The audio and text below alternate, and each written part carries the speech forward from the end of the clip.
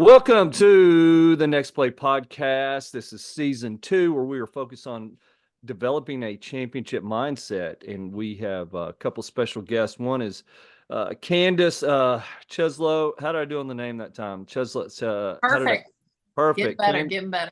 Yeah, Candace is a recurring guest on Next Play and is going to be with me hopefully some this season 2, where we shift our focus from more working with coaches to actually interviewing athletes. And this is for athletes from athletes. And we've got a very special guest.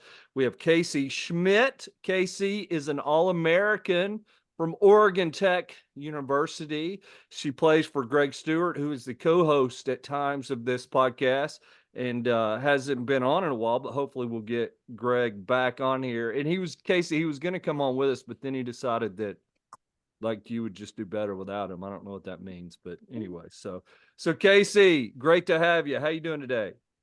Doing good. Glad to be on. So, all right. So last year you struggled last year. You were 29-2 as a starting pitcher. You had a 1.7 ERA. And he said academically you struggle as well. So you've got you're an academic All-American, I guess, too. So anyway, it is great to have you. Candace is a former Power 5 player at Georgetown University. And she also helps run a nonprofit and is a big deal in many ways. Oh, she also is like a real life G.I. Jane, Kacie. Like she was in the military and stuff like that. So anyway, so Kacie, tell us, where are you from? So I'm from Beaverton, Oregon, so Portland area. I'm actually at my home right now for Christmas break, but I went to Mountainside High School, which was brand new when I first went there, and I was part of the first graduating class there in 2020. Wow. And so this is off air, you were telling us this is your 4th year of eligibility, but you're a junior, so you can come back next year and be a grad student and pitch, right? Yes. Yeah. Now, what is your major? So I'm majoring in civil engineering. So the great thing about Oregon Tech is that I can get a master's while getting my bachelor's instead of having to go somewhere for 2 years to get my master's afterwards. So I can get my bachelor's and my master's in 5, which is a really nice thing at Oregon Tech. In civil engineering. Tommy, let me just ask you this, Tommy. Do you feel a little bit like... I didn't know what her major was. I thought she was a nursing major. So I didn't know. I figured you guys would connect, which is why I asked you to be on here, but I didn't know she was a civil engineering major. So go ahead, talk about, I was just gonna say, I feel like I need a redo in my life. Like, this girl is amazing, like academic All-American. I mean, just All-American. Holy moly. Guys. Just like you were, Candace, just like you were. Yeah. He is next level. So civil engineering, my stepson, he's trying to figure out which engineering route to go. He's about to transfer to Georgia Tech. And so civil engineering, so you're going to build bridges. What are we doing? So a couple of my classmates might be building bridges, but I'm going to focus on my area of interest is going to be transportation. So I'll be in my grad research, I will be doing like balanced mix design for asphalt pavement, which is, I would try to explain that to my cousins and they were just... Yeah, I don't think... And so this may not be the platform for basically I'll just be researching asphalt for the next 2 years, and then I'll go into the transportation discipline after that. So I'll be, ideally I have to figure that out right now still, but transportation, it's just like designing, planning, maintaining transportation, like pieces of infrastructure, so like roads, highways, ramps, airports, stuff like that. Well, I'm glad you're interested what is in it that kind of stuff. Yeah, you've got to have a lot of science in there, like physics. I mean, you have to have a whole bunch, and not just the kind of structural piece of it, but the chemical combination of that. Like, what drove you to this? What made you interested in such a complex and very important career choice? So when I was trying to figure out what I wanted to do, I knew I wanted to do engineering, but I wasn't like super sure like what exactly I wanted to do. So I ended up choosing civil because there's just so many subdisciplines that you can go into within that branch. So like you can go into structures, you can go into geotech or transportation or water resources. And I ended up choosing transportation kind of just because I was like, oh, tried structures, not my thing. Tried geotech, not my thing.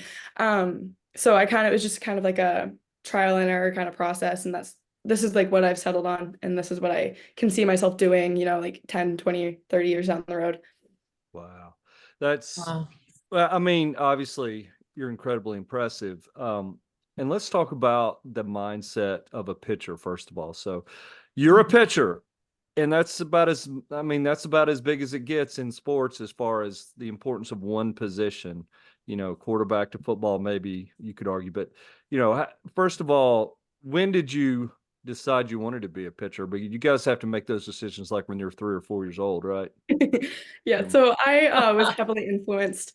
My cousin, I really looked up to her growing up. She played for Coach Stewart at Oregon Tech when they won the 2011 World Series. And I grew up going to watch her like high school games and stuff like that. So I was heavily influenced. So I kind of, she was my first pitching coach. And then I had like two other pitching coaches who went to Oregon Tech. So I was heavily influenced both to be a pitcher and then also to go to Oregon Tech. Um, but that's kind of, I would say I started pitching around like 8, I think, Yeah. 7, 8 years old. My dad would just sit on the bucket and catch for me. So that was very kind of him. He stopped doing that a couple of years ago. But he Wow. was That's probably, because if you catch it wrong, it burns your hands. Like I used to Yeah. sit on the bucket and catch for my son until it just started hurting. My hand would go numb because you catch it yeah. wrong one time and that's it. I tell you Well, what, it is hard to hit a softball. I've told this story many times about how I bet the old softball coach at Lee that I could hit her as she pitched, and she fired one straight at my head without a helmet. She could have killed me. And that's how crazy. fast? Like 70 miles an hour in softball is like 105 or 10 in baseball. It's just crazy, Yeah. Mhm. how hard Well, that my is. dad would catch me up until he did it one time in flip-flops, and then he lost a toenail. So that drop ball Oh, really got I him. would, wow. yeah, I would. That's great. All right, so Wow. Kacie, you've had an amazing career. You guys have you've lost now in the national championship game. What, 2 out of 3 years now? Where are we? Yeah, thanks for bringing that up. I'm not like, like, yeah, Tommy, yeah. what is wrong? What I'm saying is, let me rephrase that. You guys have been fortunate enough to be national runner-up 2 out of Mhm. the last 3 years, which is incredible. And Candace, you know what's amazing? I don't know if you heard Greg talk about this. That is, they've been national runner-up. They've been so great. The problem is they've lost the national championship game to their rival, which is like down the street. So Southern Oregon is their rival. So they've lost 2 out of the last 3 years to Southern Oregon, and they've beaten Mm. Southern Oregon in the regular season. And then they've ended up losing to them in the national championship games. Really, it's an it's an incredible story. So Greg gets like discouraged. I'm like, Greg, you won 60 games, whatever you get, you finished in second place. That is a Yeah. success. And so anyway, it's just an incredible story and how Yeah, great well, they've you know what? been. The good thing about that is that what great leadership opportunities for for her and her teammates, for union teammates, like to understand that struggle and that growth. And I mean, just what great opportunities to learn and become better leaders, and those experiences that you can share and help. And I think that's an opportunity there. What do you think? Oh, totally. I mean, we know what it's like to lose, Yeah. And so But like with a winning record, like to be that amazing and to be a little humbled once in a while, I think that's powerful. totally. It's hard sometimes after, well, it is hard like being so close and then losing it, especially to SOU. But it's also just like you said, a great opportunity to learn and grow. We had such an amazing season. I wouldn't trade it for the world. And it's can be difficult in the face of like a loss like that to remember all of the success that we had leading up to that. But I think it's just really important that we remember, like, no, we did do all of these things. That's how we got there in the first place, kind of a thing. So just kind of remembering all the good things that we've done still, and building off of that into this season. My encouragement Yeah, to you with your team, and Greg and I are trying to work out me coming out there, would just be, hey, enjoy the moment. Enjoy the moment, and don't worry about, the national championship. I mean, just enjoy every day of, because you guys are so tight. You love each other. You play for a guy that hopefully he's not going to listen to this, but he's one of the best people ever. He's just an incredible human being. And so it's just so fortunate you're at a really good institution that loves softball and cares about it. And so just enjoy the moment would be my advice. But you're not here to learn from me. People are here to learn from you. So let's talk about your mindset. 29, and you're incredibly successful. Now, one of the things I'm most interested in is you're very, very smart, obviously. And a lot of times that's great for civil engineering. That's going to be great for when you're mixing those concrete, all that stuff that I don't even understand what you're going to be doing. But when it comes to the bottom of the seventh, up one run, with the bases loaded, 2 outs, I mean, full count. I don't know that great brain of yours, being so smart, helps you a ton, is what I always say. How do you control that brain, which I can just tell? I mean, it's constantly going through and thinking. You can see it too, right, Candace? And so, you're constantly yeah. thinking. So how do you slow it down in the moment? Because I work with athletes all over the country that are really intelligent and they just overthink it. How do you, Kacie, keep from overthinking? So the very first thing is that I had this pitching coach when I was in high school, and he gave me this book. I have it right here. The Mental ABCs of Pitching. It might be backwards in like Oh, the no, it's good. I see it. Yeah, okay. it's good.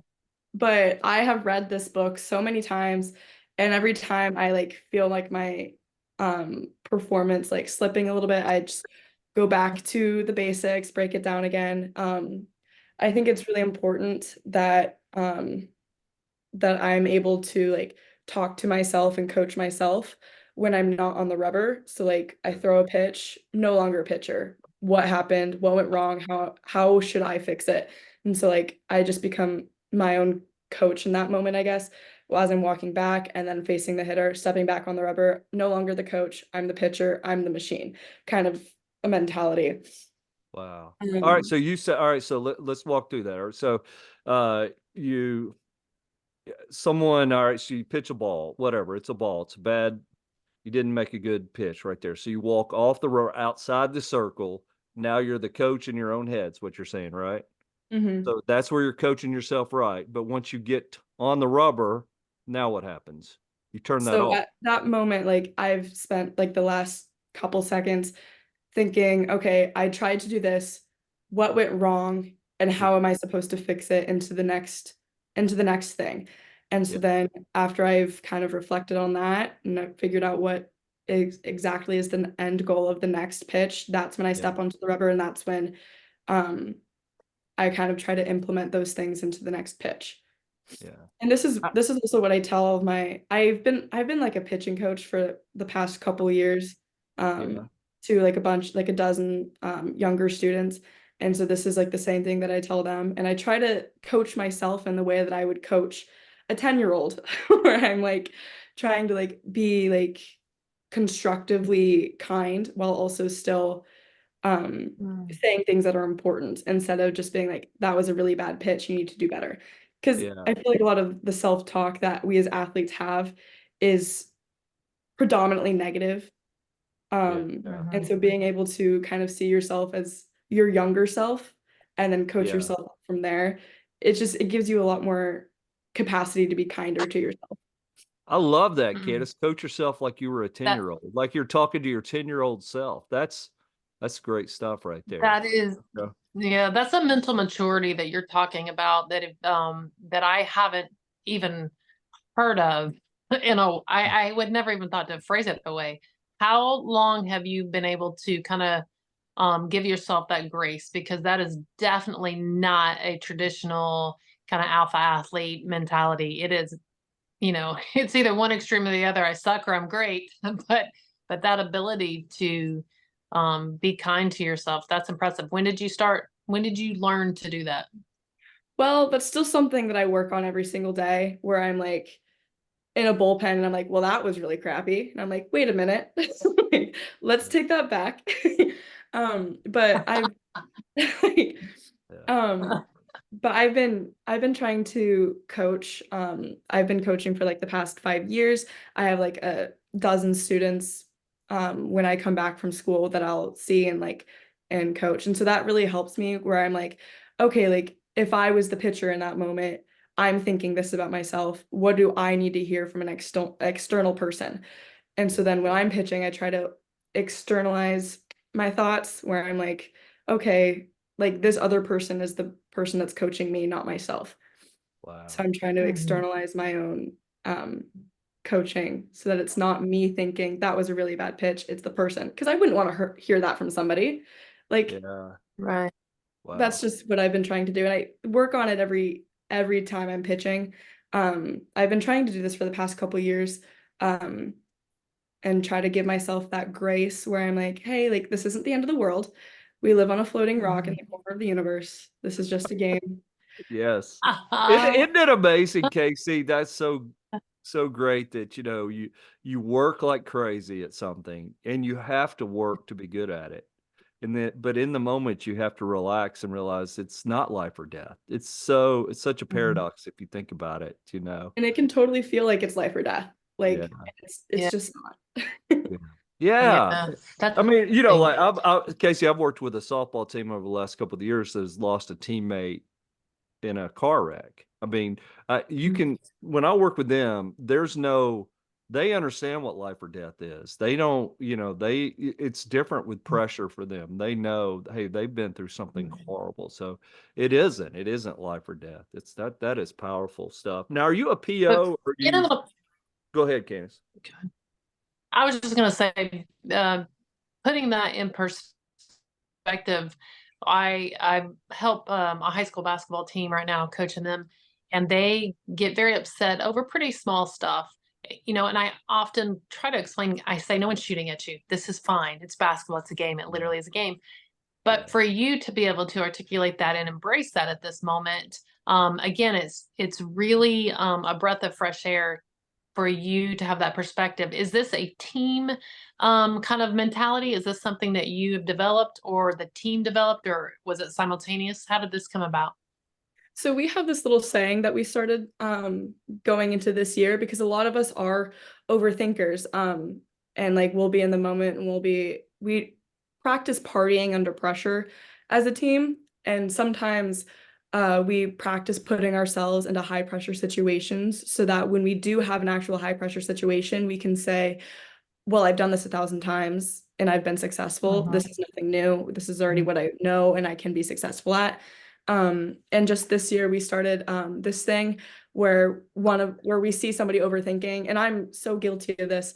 And I can feel like myself overthinking, and kind of like anxiety starting to rise, like fight or flight is kicking in, where we'll go over to a teammate and say, bonk me on the head. And they'll go like, bonk you on the head. And it's like all the thoughts fall out. You're not allowed to think anymore. That is so awesome. It's So just kind of like a fun so thing.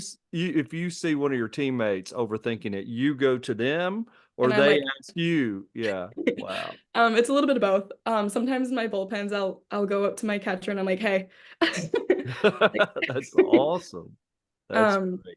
Wow. It's just kind of like a fun thing, and it's kind of just like a attention killer, where it's like it's just something silly that you can kind of like, oh, you're not allowed to think anymore. Like that is so good. But that we started that is so awesome. that this year. Okay, so I'm telling you, go ahead, Candace. That is. And we do after the games, we do a 3 up, 3 down. So basically kind of to take that seriousness off of it. Like, we don't say much at the end of the game. We just say, all right, you, the team, give us 3 good things from the game first. That's what we start with. 3 things that you think you did well as a team. That's the 3 up. And then we do the 3 down to keep it relative, and this isn't, like, oh, everybody's wonderful. It's like, yeah, we had 3 good things. These are 3 things that we need to work on, and that's pretty much it for the night. But trying to keep that reality of this isn't, just learn from the mistakes, remember what you did good, and move forward. So I think you're kind of saying a little bit of that same thing. Yeah. Totally. Yeah. Just keep it real. Like, again, it's not life or death. This is just a game. It's supposed to be fun. Like, you shouldn't be standing there overthinking anything, focusing on the negative. Like, this should be a fun thing that we get to do. And just kind of keeping that focus with something silly always helps. That's beautiful. It really is. How so are you a pitcher only, right? A PO? Well, coach did say that I can swing the bat as long as as long as nobody gets hurt doing that, as long as I don't get hurt doing that. So okay, yeah. So that he does realize you're not. You do realize he does realize you're not going to choose to like get hurt, right? What? Yeah. So would you be a DH or would you play in the field or what are you thinking? Let's leave that up to coach. I don't know. So you want to hit too? I want to hit. I'm there for that. But at the end of the day, it's something it's like I can work on it. It's not the main thing that I'm like focused on. Like we've talked about this where I'm like, coach, I want to hit. I want to hit. It's like, well, you're gonna pitch first, and then if you like if like the opportunity arises and you're hitting great, obviously, then you're gonna find a place in the lineup. But until then, just focus on the pitching. That's fun. But I bet it would that kind of relieves the pressure too if you get to focus on something else. And now in a doubleheader, you typically pitch one game. You don't pitch both, correct? Or do you ever? I mean, I guess you could like come like relief and those kind of things, right? Depending on the situation.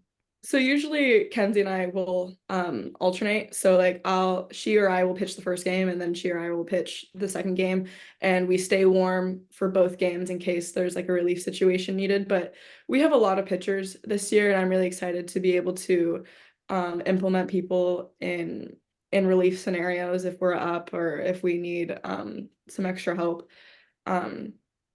But yeah, usually Kenzie and I will pitch either the start or the beginning. The first game or the second game, and like it's kind of just like a feel it out kind of thing. Gotcha. But you're not just a regular pitcher. I mean, you're great. Like you're phenomenal. What is the drive? Is that something that was natural in you, or was it something that you became? Were you always really driven? I'd say it was always pretty driven. I played a lot of sports growing up, and I was like a high achiever in the classroom. I kind of predominantly focused on softball going into high school, and so like that's when I really kind of focused in, and I was like, this is what I want to do this in college. I want to do this for as long as I can, kind of thing. And I went from playing like every single game in high school to going to a school that was a very successful program and not playing at all. I think I pitched maybe 6 or 8 innings my freshman year and like relief scenarios when we were up by like a lot of runs. And so that was a difficult kind of transition. That's a difficult transition for everybody, from going to playing every game to not playing at all. And so there's kind of 2 options that you can go through with like a transition like that. You can sit there and you can say, well, this sucks. And like, you can say like, this sucks, and like, not really like think of it as like a finger pointing scenario where it's like, I should be playing kind of thing. Or you can think about, how am I going to get better so that I deserve to be a part of that kind of a program. And so I sat there for 2 years and I was like, how am I going to get better? How am I going to earn and deserve kind of an opportunity here at this very successful program? And so I kind of worked my butt off. And after we had a 2-time All-American graduate, there was a like vacancy in the circle. We had already one starter, Mackenzie Staub, love her, she's my best friend. And so it kind of became an opportunity for me to step into a role there, because we need always just 2 pitchers at any given time. And so there we had one. And so I was like, if I'm going to earn this spot, I need to work my ass off for it. And so that's kind of Absolutely. that's so amazing. Like you could have given up, you could have transferred, you could have said, hey, I could go to wherever and play right away, but you waited your turn, and it's a great story. It really is. It's powerful. So man. She said a couple of things that remind me of your book, Tommy, the ones about who you're pointing to and who, you know, how the hand. She knows what the fingers are. Don't you? Yeah. She's heard it. But she also mentioned the basics though, like working on the fundamentals, like working on the boring to be great. Yeah, Like no doubt. both those things. Yeah. So let's talk a little bit about Coach Stewart. I mean, I tell you, he's as good. He is as good a person as I've ever met. And I know everyone who ever plays for him is so, knows how fortunate they are. So what does he meant to you and your program there and everyone or maybe, you know what I'm trying to say, Kacie. Let's talk about Greg. Oh, totally. First off, like I was looking at Oregon Tech because they had softball and they had civil engineering, and I was like, there's no way I'm gonna do both at OSU. Like that wasn't in the cards for me. And so I was looking at Oregon Tech, and I had a cousin, like I said before, who played with Coach Stewart and was there when they won the 2011 World Series. And I met Coach at her wedding. So I was in like 8th grade. I had braces. I was maybe 5'2". And I was just so like excited that he was going to be there. And I told him the story like a couple months ago, and he laughed. It was really funny. But I like my cousin had like lemonade and iced tea there, and I got iced tea, and like iced tea is like an amberish liquid, and like all the adults there are drinking beer. And so I am in 8th grade, and I'm like, wow, this iced tea is like amazing, blah, blah, blah. And Coach comes up to me, and I'm like, oh my gosh, he's going to think this is beer, and I'm going to ruin my opportunity to go to Oregon Tech. In 8th grade, in 8th grade. So I like saw him, I was like, I poured it out. I was like, he can't think this is beer. And it was iced tea. But that's awesome. Oh, that's great. That is beautiful. What advice would you give to your younger self, to your 10-year-old self or let's say your high school self? What advice would you give to your high school self? To my high school self, wow. From a mental I'd first tell her go ahead. Yeah, go ahead. I'd first tell her to stop like parting her hair over here. That's awesome. I would say go with the side part. It's gonna make your face look a little bit more symmetrical. And then I would say the second thing, I feel like I was like a very uptight kid a lot of the times. And I was like, I have to do this, I have to do this, I have to do this. And I would, first and foremost, I feel like after the side part thing, I'd tell her to kind of just take a chill pill, relax. Obviously, like things are important, but other things are important too. Like softball isn't forever. Think about what's going to make you happy, and take care of your body, and fix your arm path when you're pitching, because your shoulder's not going to thank you for it until you do.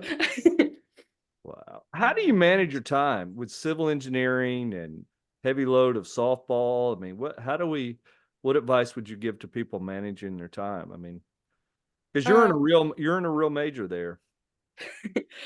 I think it also helps that a lot of my teammates are also engineers. Like I have several teammates I have a teammate who's in civil engineering. I have a teammate in mechanical. I have a teammate in renewable energy engineering.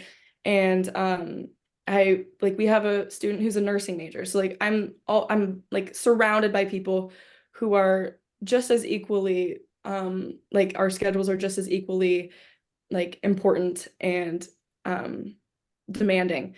And so it's just always encouraging me to like go to the library, get my work done, because I'm going to see them there. And it's kind of inspiring to be like, okay, like if this person's working on this thing, I've got to work on my own thing too, because we have like similar demanding like homework loads, similar schedules. So I would just say like surround yourself with people who have the same goals and the same mindset as you.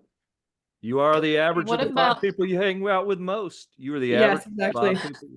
So yeah, that's so true. What do you think about, you said it before about overthinking. I believe that that is an epidemic when it comes to athletes.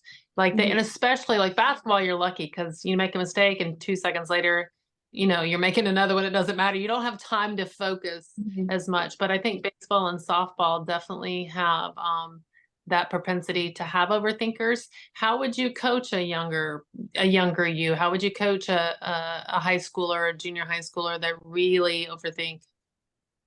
I would tell them to first and foremost to separate where the thoughts are coming from.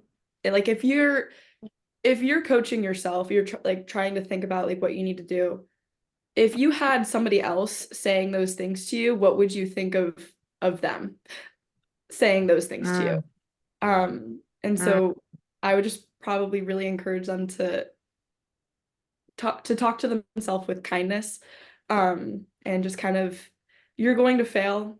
How do you adjust from that failure? How do you recover from it? That's the most important thing, I would say. and that's incredible. Yeah. Brag to yourself, not others. Yeah. And I say that too. If we spoke to someone else the way we speak to ourselves, we wouldn't have any friends. I mean, it just that's beautiful. That's beautiful. I think, man, powerful. Well, Candace, this has been incredible. Kacie, I'm sure you've got to go, figure out how to make some new kind of concrete and, do all your, you're incredible. And we wish you well. I hope to see you in January. Get out there to Oregon and just enjoy the moment. Wow, you are a incredible human being. Candace, any closing thoughts there? No, I just want to say thank you because Kacie, you're an inspiration, truly, and in the way that you've been able to maturely navigate through this and learn and grow and help your teammates is just phenomenal. So kudos to you, and the world's definitely a better place for having you in it. Yeah. Yeah, no Thank doubt. you so much. Well, to the listeners, please give us that 5-star, give us that good review. And if you got something negative to say, just keep it to yourself and subscribe. Thank you, ladies. I appreciate you. We'll see you next time. Thank